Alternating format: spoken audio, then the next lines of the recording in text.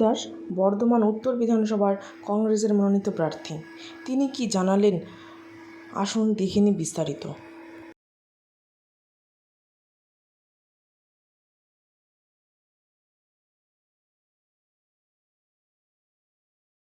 ভোটে কংগ্রেসের মনোনীত প্রার্থী। পশ্চিমবাংলা ভোটমুখী বাংলা এখন। নমস্কার। নতুন যুবকদের কাছে একটাই বার্তা, যারা নতুন ভোটার হয়েছে, আমিও একজন যুবক, আমার বয়স 29।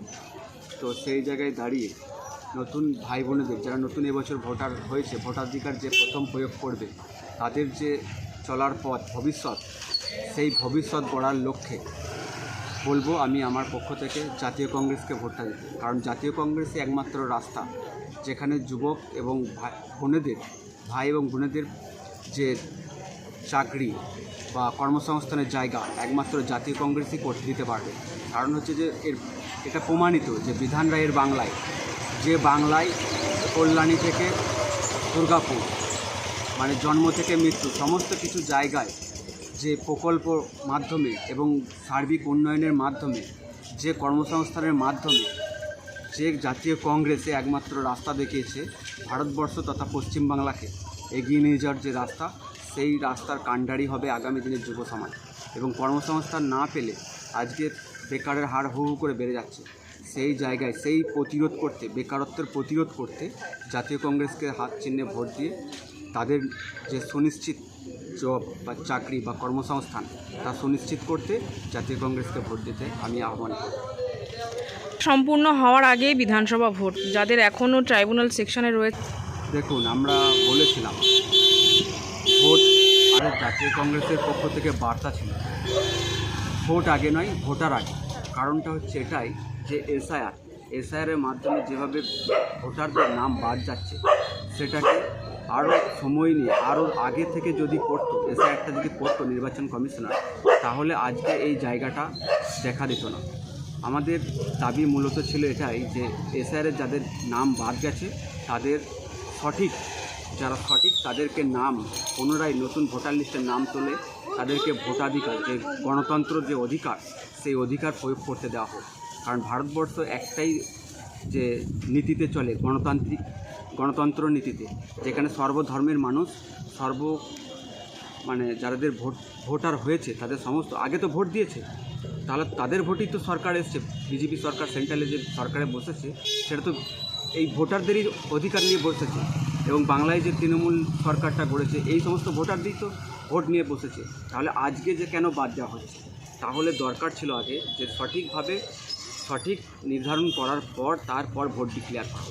নির্বাচন কমিশনার এটা পুরোপুরিভাবে একটা রাজনৈতিক বাতাবরণ তৈরি করে দিয়েছে এবং যেখানে কংগ্রেসের ভোটার বেশি, সেই সমস্ত জায়গায় ভোটারদেরকে নাম বাদ দিয়ে তারা এই বৈতরণী পার হতে চাইছে, বিজেপিকে বৈতরণী পার করতে চাইছে। এই কমিশনার, নির্বাচন কমিশনার এবং বিজেপি, এরা দুজনা একই জায়গায় বসে আঁতাত করে চলছে।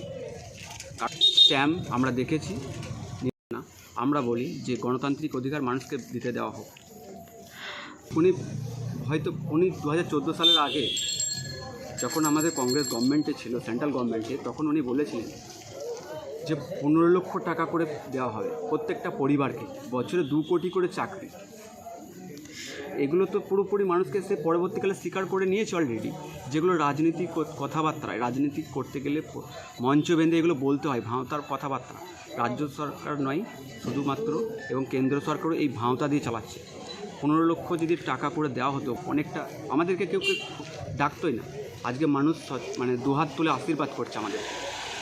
2 কোটি চাকরি যদি হতো, আজকে 10 থেকে 12 বছর হয়ে গেল, তাহলে 12 বছরে তাহলে 24 কোটির চাকরি, জায়গায় থাকতো না বেকারত্বে। আজকে বিহার থেকে দেখুন না, বিহার, উত্তরপ্রদেশ দেখুন, বুলডোজার চালিয়ে কীভাবে মানুষের উপর অত্যাচার করছে, বলছে বুলডোজার সরকার। সেই ছিল, এখন সেটা অন্য জায়গায় গিয়ে দাঁড়িয়েছে।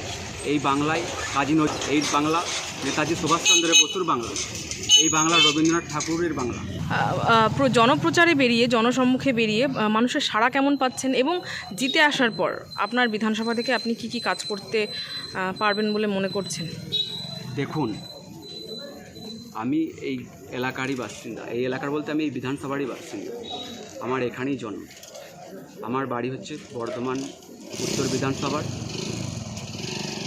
দেপাড়া গ্রামের বাসিন্দা। এই বিধানসভারই ছেলে আমি। আমার মূল উদ্দেশ্য প্রধান মূল উদ্দেশ্য দুটো, যেটা হচ্ছে যে প্রথম হচ্ছে যে মহিলাদের সুরক্ষা আগে। আর প্রশাসন কাজ করবে কোনো জনপ্রতিনিধির জন্য নয়, প্রশাসন কাজ করবে জনসাধারণ মানুষের জন্য। এই দুটো লক্ষ্য নিয়ে এগিয়ে যাওয়া এবং পরবর্তীকালে যে কর্মসংস্থানের দিকগুলো সামনে নিয়ে আসা, যে জায়গাগুলো সরকারি সংস্থাগুলো যে ফাঁকা জায়গা পড়ে রয়েছে সেই সমস্ত জায়গায় নিয়োগ করা। এতে করে কি হবে যে প্রত্যেকটা মানুষের একটা সামঞ্জস্য থাকবে এবং সচ্ছলতা আসবে এবং সবাই নির্বিকারে সবাইকে নিয়ে চলতে পারবে। আমাদের তার জন্য আমাদের ইস্তাহারেও বার করা হয়েছে যে মহিলাদের জন্য ফ্রি বাস ট্রাভেল, মহিলাদের জন্য সহায়তা, এমনকি 200 ইউনিট কারেন্ট বিল মুকুব। এই সমস্ত নানা রকম বিধান রায়ের যে চিন্তাধারা সেই চিন্তাধারায় আমাদের ক্যান্সারের ফ্রি চিকিৎসা, এই সমস্ত দিকগুলো একমাত্র জাতীয় কংগ্রেসে একমাত্র দল যে দলটাই ভারতবর্ষের স্বাধীনতার পূর্ব থেকে ভারতবর্ষের কথা ভেবেছে এবং স্বাধীনতার পরবর্তীকালেও এখনও পর্যন্ত আমরা সরকারে নেই ঠিক আছে, কিন্তু রাস্তায় আছি আমরা। মানুষ দুহাত তুলে আশীর্বাদ করছে যে ভোট যদি সঠিকভাবে হয়, ভোট একমাত্র একটা আবেগ, মানুষের একটা আবেগ জড়িয়ে আছে এই জাতীয় কংগ্রেসের। সেই আবেগ আজকে উৎফুল্লভাবে দুহাত তুলে আশীর্বাদ করছে আমার বাপ ঠাকুরদারা কংগ্রেস করেছে, আমাদের শরীরে রক্তে বইছে কংগ্রেসের রক্ত। সেই সমস্ত জায়গায় মানুষ বলছে যে জাতীয় কংগ্রেস আজকে যেমন জায়গাটার নাম কতটা আশাবাদী? পুরোপুরি 100% আশাবাদী, কারণ লড়াইয়ে নেমেছি সাধারণ মানুষের সাথে নিয়ে। সাধারণ মানুষের জয় আমার জয়।